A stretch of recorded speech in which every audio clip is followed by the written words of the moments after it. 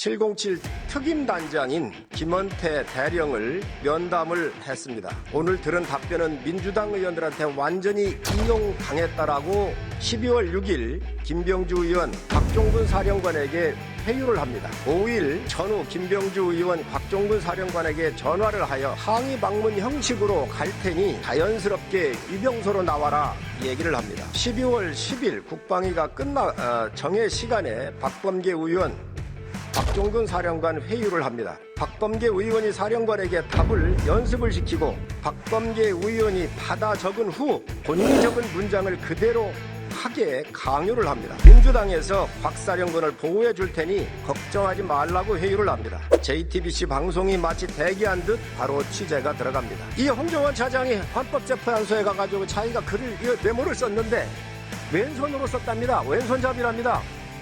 이 사람 왼손잡이 아닙니다.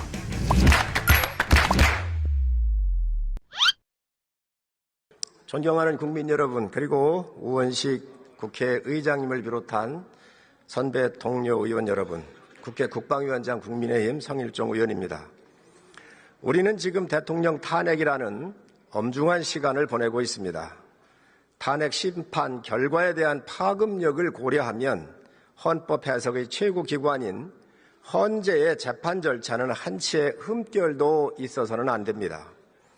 하지만 이미 대통령 체포 과정에서 누더기 쪽지 공문과 불법 체포영장, 탄핵 공작을 노린 거짓 증언 등 심각한 절차적 흠결이 있었던 것으로 밝혀지고 있습니다.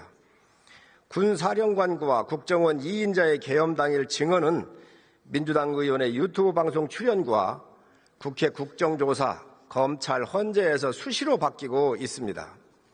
민주당 의원과 결탁한 국정원 제2인자는 여당 대표를 체포하라는 내용을 흘려 탄핵 공작의 주인공이 돼버렸습니다. 이를 의식했는지 계엄은 내란이라는 공식을 탄핵으로 이어가려던 야당은 내란 혐의를 슬그머니 버려버렸습니다. 많은 국민들 사이에서 탄핵 재판 과정에서 제기된 증거들이 효력을 상실했을 정도로 오염됐다는 합리적 의심이 하루가 다르게 증폭이 되고 있습니다. 탄핵 재판의 절차적 정당성은 필수입니다. 그래야 탄핵 심판 결과에 대해서 국민들이 수긍할 수 있고 사회적 갈등도 최소화할 수 있습니다. 이에 본 의원은 오늘 헌재 재판 과정에서 논란이 되고 있는 탄핵 공작 실체를 국민 여러분들에게 소상히 알려드리려고 합니다. 질의에 앞서서 탄핵 공작 사전 모의 정황에 대해서 보고를 드리겠습니다. 오늘 저는 707 특임단장인 김원태 대령을 공식적으로 불러서 면담을 했습니다. 오늘 들은 답변은 민주당 의원들한테 완전히 이용당했다라고 얘기를 했습니다. 12월 6일 김병주 의원, 곽종근 사령관에게 회유를 합니다. 5일 전후 김병주 의원, 곽종근 사령관에게 전화를 하여 항의 방문 형식으로 갈 테니 자연스럽게 유병소로 나와라 얘기를 합니다. 김병주 의원이 5일 질문도 미리 불러주며 답변을 미리 준비를 시키고 6일 유튜브에 출연해서 원하는 답변들을 유도를 합니다. 두 번째, 12월 10일 국방위가 정해 시간에 박범계 의원, 곽종근 사령관 회유를 합니다. 이상엽 민주당 전문위원이 먼저 만나고 또 회유를 시작한 후 부승찬 의원, 박범계 의원이 와서 곽종근 사령관을 1시간 30여 분 동안 회유를 합니다. 박범계 의원이 사령관에게 답을 연습을 시키고 박범계 의원이 받아 적은 후 본인이 적은 문장을 그대로 하게 강요를 합니다. 곽 사령관에게 답변을 연습시키며 리허설을 진행을 합니다. 민주당 의원이 김모 변호사를 불러 변호사 조력 등 민주당에서 곽 사령관을 보호해 줄 테니 걱정하지 말라고 회유를 합니다. 박범계 의원이 공익제보자 추천도 해주겠다고 얘기를 합니다. JTBC 방송이 마치 대기한 듯 바로 취재가 들어갑니다. 이상의 내용은 김현태 707 특임단장이 군 검찰에서 진술한 내용을 저한테 다시 한번 얘기해 주신 겁니다. 이 부분은 민주당 의원들이 어떻게 했는지 적나라하게 알려준다는 말씀을 드립니다. 질의를 들어가도록 하겠습니다. 법무부 장관님 나와주시기 바랍니다.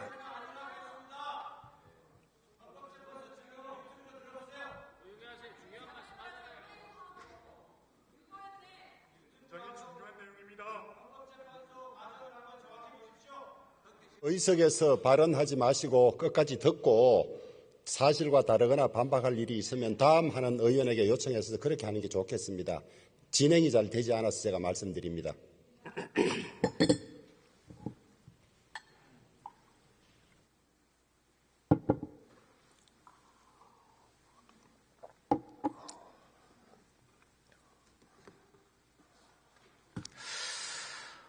홍종원 국정원 차장 잘 아시지요? 예, 최근에 언론 통해서 얘기 다 들으셨죠? 예, 사건. 이분은 대한민국의 정보기관의 2인자입니다. 미국의 CIA, 이스라엘의 모사드, 영국의 MI6 이러한 정보기관, 세계적인 정보기관의 2인자들이 정치에 끼어들고 또 국가적 혼란의 트리거가 되고 국가 운명을 뒤흔드는 정치에 개입하는 사례를 혹시 들어보신 적 있습니까? 특별히 그 부분에 대해서는 관심 있게 들여다보지 못해서 특별히 자세하게 아는 내용은 없습니다. 간첩을 잡으라고 했더니 간첩은 잡지 않고 대북 공작을 하지 않고 탄핵 공작을 하고 있습니다. 이것은 더더욱 대한민국을 위험에 빠뜨리는 일들입니다. 이게 바로 이적행위입니다. 이게 내란 탄핵의 핵심 중심에 홍정원 국정원 차장, 대한민국 국가정보원의 2인자가 있다고 하는 겁니다. 있을 수 없는 일입니다. 여기 들어가 보겠습니다. 10월 3일 날 10시 53분경에 대통령이 전화를 합니다. 싹 다 잡아들여. 국정원에 대공수사권 주겠다 이렇게 얘기를 합니다. 그런데 10월 6일 한겨레 인터뷰에서 싹 다 잡아들여. 그리고 대통령께서 잡아들일 정치인 명단을 준 것처럼 한겨레하고 인터뷰를 합니다. 이게 한겨레에 다 나갔습니다. 기억하시죠? 네. 자, 그리고 10월 6일 KBS하고 인터뷰를 합니다.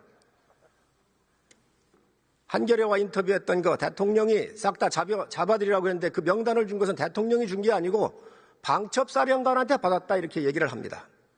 기억하십니까? 네네. 자, 이것만으로도 보더라도 지금 국정원 직원법은 어떤 게 있느냐? 17조에 의하면 비밀 누설 금지 조항이 있습니다. 위반했습니까? 안 했습니까? 그 부분 구속요건 해당성이라든지 위법성 조각 등등의 논란이 될 수 있는데 이 부분은 제가 구체적으로 말씀드리는 좀 한계는 있을 것 같습니다. 두 번째, 정치 관여 금지 조항이 국정원법에 있습니다. 21조입니다. 여기에 해당이 됩니까? 안 됩니까? 그 부분도 좀 추가 검토가 필요한 사안 같습니다. 차관님, 이렇게 엄중한 사건입니다. 대한민국이 지금 혼란에 빠져 있습니다. 그런데 이 탄핵 공작 핵심에 바로 대통령을 끌어들이고 하지도 않은 이야기를 함으로써 엄청난 혼란을 야기한 사람입니다. 무엇보다도 중요합니다. 그런데 왜 수사를 안 합니까? 왜 수사를 안 합니까? 홍정원 전 1차장의 진술의 신빙성에 대해서 의원님께서 말씀하시는 것으로 이해를 하고 그 부분은 앞으로 재판 과정에서 또 신빙성 여부에 대한 법원의 판단이 앞으로 있을 그렇게 얘기하시면 안 됩니다. 지금 검찰이 이 공소장을 헌재에 보냈습니다. 여기에 이런 것들이 나와 있다는 거예요. 틀린 게 너무 많습니다. 그럼 검찰 책임이 있잖아요. 그럼 바로 얼른 이걸 수사를 해야 되는 겁니다. 왜 안 하십니까? 그리고 이에 대한 증거로 메모를 내놨습니다.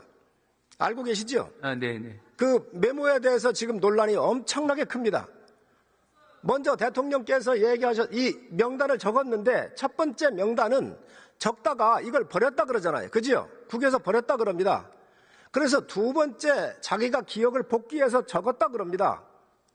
자, 그런데 이걸 복귀하고 누구한테 재작성 시켰느냐? 들으셨습니까? 네네. 누구한테 재작성 시켰습니까?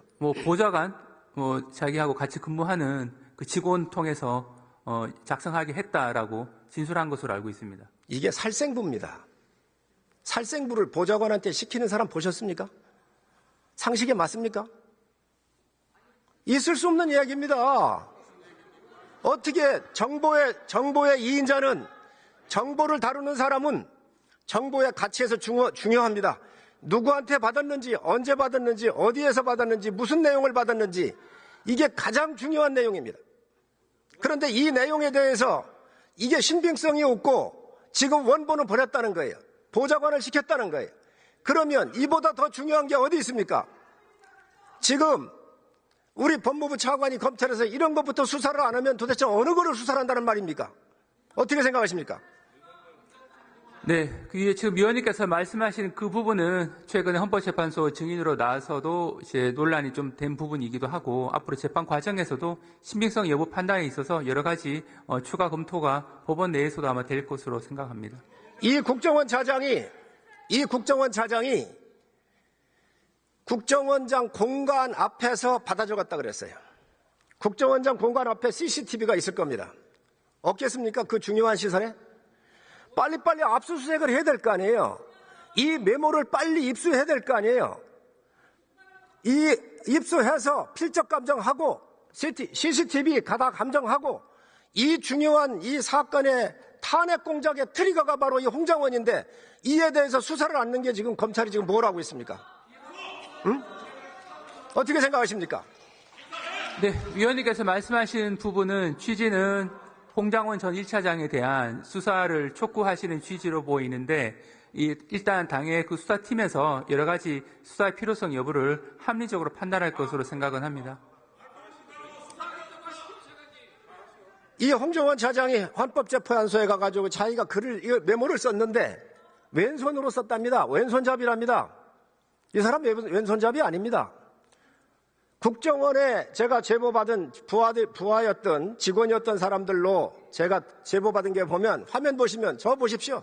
지금 이렇게 쓰지 않습니까? 상습적으로 쓰고 있는 겁니다. 이게 어떻게 왼손잡이입니까? 응? 정말로 있을 수 없는 모든 게 거짓으로 지금 꾸며주고 있다. 탄핵 공작을 하고 있다. 간첩 잡으라고 했더니 탄핵 공작을 하는 주범이 대한민국 정보의 2인자입니다. 이게 수장으로 2인자입니다. 있을 수 있는 일이 아닙니다. 이게. 또 방첩사령관한테 받았다는 이야기 잘 들으셨죠? 네네. 거기 사실관계가 맞습니까? 안 맞습니까? 진술이 같습니까? 안 같습니까? 일부 구체적인 어떤 이제 정확성 이 부분은 제가 구체적으로 말씀드리긴 한계는 있는데 기본적으로 그 공소장에 있는 기본 골격 자체는 이 김영호 국방부 장관이 여인영 방첩사령관에게 이야기했고 여인영 방첩사령관이 이 전화상으로 그 홍장원 1차장에게 이야기한 것으로 이렇게 공소장에 정리가 되어 있는데 구체적인 발언 내용이나 이런 부분들은 추후 재판 과정에서도 좀 세밀하게 검토될 것으로 생각은 합니다. 방첩사령관이 위치 추적을 요청을 했습니다. 위치 추적을. 그런데 그 위치 추적해달라고 하는 걸 다음에 살생부로 이 사람이 둔갑을 시킨 겁니다. 살생부를 누구한테 받았느냐? 먼저는 대통령한테 받았다 그랬잖아요. 있을 수 없는 얘기입니다. 방첩사에 구금시설도 없습니다. 근데 구금시설 얘기를 했다고 그러잖아요. 너무도 또 체포조라고는 말을 썼습니다. 지금 이런 것들이 탄핵 심판에 영향을 주고 있는 거예요. 탄핵 심판에 가 있는 재판관들한테 공소장으로 가 있는 거예요. 그러니 빨리 수사를 해서 이 공소장이 잘못되어 있으면 바꿔주고 제대로 이야기를 해야 될 거 아닙니까? 그런데 이게 지금 언론을 통해서 밝혀지고 있는 거예요. 검찰이 지금 뭐 하고 있어요? 어떻게 생각하십니까? 그 부분은 이제 수사팀에서 합리적으로 판단을 해서 수사가 필요한지 여부에 대한 검토를 할 것으로 생각은 합니다. 또 이 홍장원 차장이 이재명 대표를 비롯해서 한동훈 대표 여러 사람을 잡아들이라 그랬습니다. 이거에 대해서 홍장원이 직접 얘기했는지 아니면 이게 비밀리에 전달한 사람이 누가 있는지 이 또한 수사를 해야 합니다. 그리고 지금 이 홍장원과 연결되어 있는 게 민주당 의원들입니다. 문자를 주고받았습니다. 다 나왔습니다. 나오고 있습니다. 이러한 부분에 대해서 얼마나 중요한데 정보를 다뤄왔던 이인자가 이러한 정치적 사건에 비밀을 가지고 야당 의원을 만나고 하는 게 이게 상식선으로 맞는 이야기입니까? 안 맞는 이야기입니까? 홍장원 전 차장이 진술하게 된 경위에 대한 어떤 정당성을 말씀하시는 부분으로 이해를 하는데 그 부분은 제가 이 자리에서 평가할 위치에 이해하는 게 아닙니다. 이 수사 대상이 될 수도 있고 정부를 다뤘던 사람이에요. 여기에 탄핵을 공작을 한 징후가 이게 많이 나오는데 이게 야당과 공작이 이루어졌다고 한다면 어떻게 되겠습니까?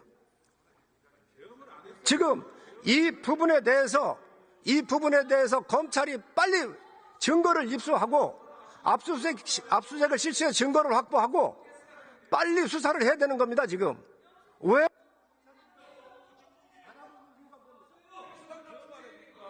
네, 앞에서 말씀드린 바와 같이 수사팀에서 이 부분은 합리적으로 판단할 사항으로 생각합니다.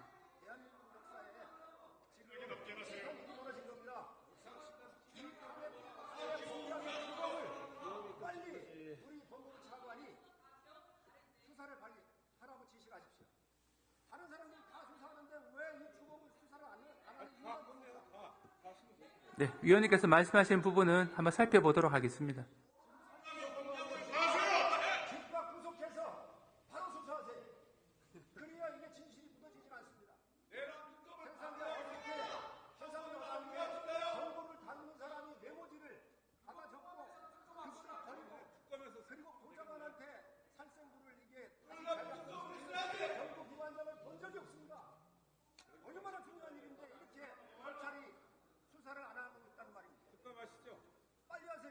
네, 살펴보도록 하겠습니다.